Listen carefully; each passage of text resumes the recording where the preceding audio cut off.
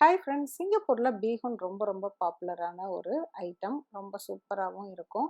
இது ரைஸ் வெர்மிசலியில் பண்ணுறது. இது பேஸ் வந்து சைனீஸ் ஃபுட்டு தான் இது. இந்த வெர்மிசலி நம்ம ரைஸ் வெர்மிசலி கடையிலேயே பேக்கெட்டாக கிடைக்கும். அதனால் நம்ம அதையே வாங்கிட்டு ஈஸியாக செஞ்சிடலாம். இதோட மற்ற இன்க்ரீடியன்ட்ஸ் எல்லாம் இப்போ எல்லா இடத்துலையுமே கிடைக்குது. நீங்கள் அந்த இன்க்ரீடியன்ட்ஸ் எல்லாத்தையும் பார்த்துட்டு நீங்கள் வந்து ரெடி பண்ணி வச்சுக்கோங்க. அதுக்கப்புறம் இந்த பீஹூனை செஞ்சு பாருங்கள். கண்டிப்பாக இதுவும் உங்களுக்கு ஒரு ஃபேவரட்டான ஃபுட் ஆயிரும். பீஹூன் செய்கிறதுக்கு ஃபஸ்ட்டு காரமான மிளகாய் அப்புறம் காஷ்மீரி மிளகாய் ரெண்டையுமே எடுத்துட்டு நீங்கள் ஒரு பவுலில் போட்டுக்கோங்க. இதுக்கு கொதிக்கிற தண்ணி ஊற்றி ஒரு 10 நிமிஷம் வந்து ஊற வச்சுருங்க. ஊற வச்சுட்டு அதுக்கப்புறம் இது கூட ஒரு பாதி அளவுக்கு பெரிய வெங்காயம், ஒரு தக்காளி, 4-5 பூண்டு பல், இது எல்லாத்தையும் இந்த மிளகாய் கூட வச்சுட்டு கொரன்னு அரைச்சி எடுத்து வச்சுக்கோங்க. இதெல்லாம் ப்ரிப்பரேஷன் சைடு. இதை ரெடி பண்ணி எடுத்து வச்சாச்சு. அடுத்தது வந்து இது கடுகு கீரை, தைலான் கீரை, அப்புறம் இன்னொரு ஒரு கீரையும் இருக்கும். எது கிடைக்குதோ நம்ம போட்டுக்கலாம்.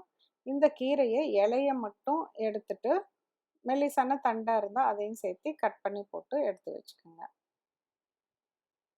இது வந்து சோயா பீன் ஸ்ப்ரவுட், அதாவது முளை கட்டின சோயாபீன்.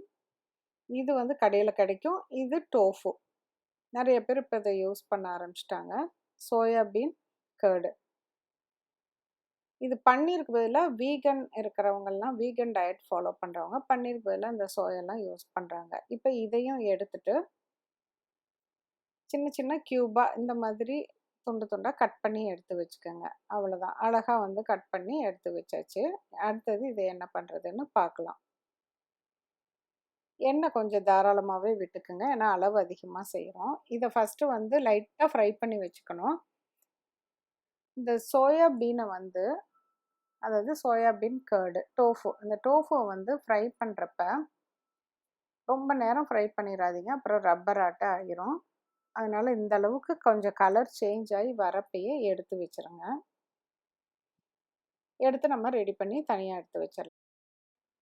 ரைஸ் வெர்மிசலி இந்த மாதிரி பேக்கெட்ஸு கடையில் கிடைக்கும். நீங்கள் வாங்கி இதை அப்படியே வந்து தண்ணியில் பாயில் பண்ணி நம்ம யூஸ் பண்ணிக்கலாம்.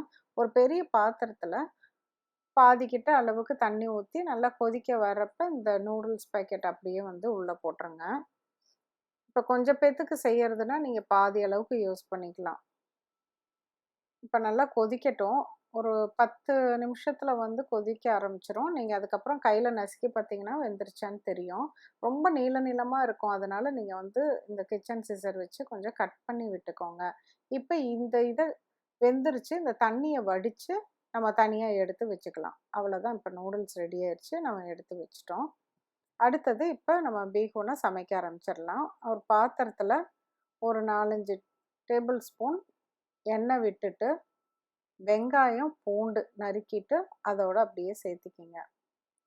இதை நல்லா வதக்கி விடுங்க. வெங்காயம் பூண்டு நல்லா வதங்கி இந்த அளவுக்கு கொஞ்சம் வாசம் வர அளவுக்கு ஆனதுக்கப்புறமேலு நம்ம அரைச்சி வச்சுருக்கோம்ல இந்த சில்லி பேஸ்ட்டு, இப்போ அந்த சில்லி பேஸ்ட்டை வந்து இதெல்லாம் சேர்த்திக்கலாம். இந்த சில்லி பேஸ்ட்டும் பூண்டு அந்த வாசம் எண்ணெயில் போட்டு வதக்கிறப்ப அப்படியே அந்த அரோமா அவ்வளோ சூப்பராக இருக்கும். கொஞ்சம் உப்பும் சேர்த்திட்டு நல்லா வதக்கி விடுங்க. கூட ஒரு டீஸ்பூன் சர்க்கரை. அந்த டேஸ்ட்டை வந்து காரம், புளிப்பு இதெல்லாம் சமப்படுத்துறதுக்கு கொஞ்சம் சர்க்கரை போட்டிங்கன்னா நல்லாயிருக்கும். அதுக்காக போட்டிருக்கேன். இப்போ நல்லா வதங்கிருச்சு. ஒரு பேக்கெட் நூடுல்ஸ் செய்கிற அந்த மேகி நூடுல்ஸ் மசாலா, அந்த மாதிரி ஏதாவது ஒரு மசாலா பவுடர் இருந்தால் போட்டுக்குங்க. அப்படி இல்லைனாலும் பரவாயில்ல, வேண்டாம்.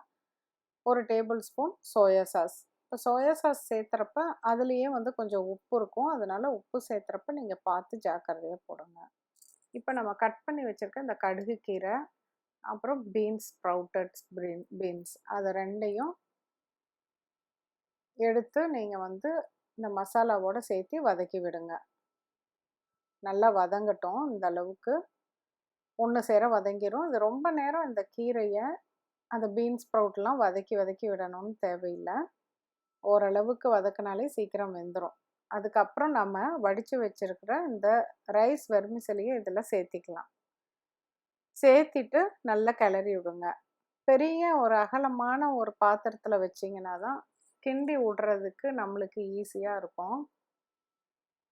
பாருங்க நல்லா வந்து இப்படி பெரட்டி விடுங்க. ஃபுல்லா அந்த மசாலா வந்து நூடுல்ஸ் ஃபுல்லா வந்து மிக்ஸ் ஆகுற மாதிரி கிளறி விடுங்க. அந்த கீரையோட வாசம், அந்த டோஃபுவோட ஃப்ளேவரு, அதுக்கப்புறமேலு அந்த பீன்ஸ் ஸ்ப்ரவுட்டு அது எல்லாமே சேர்ந்து ஒரு தனியான ஒரு வாசத்த வந்து குடுக்கும். இங்க பாருங்க அந்த ஒயிட் கலர்லாம் சுத்தமா தெரியாத அளவுக்கு கிளறி விட்டுருங்க. ஈரப்பதமும் இருக்கக்கூடாது. அந்த அளவுக்கு நல்லா கிளறி விட்டு, இதுக்கு வந்து தொட்டுக்கிறதுக்கெல்லாம் ஒண்ணும் வேண்டாம். எல்லாமே இதிலேயே சேர்த்தி நம்ம வந்து சமைச்சுட்டோம். அப்படியே வந்து சாப்பிடுங்க. சூப்பரா இருக்கும். மீண்டும் ஒரு புதிய ரெசிபியோட உங்களை சீக்கிரம் மீட் பண்றேன். Thank you.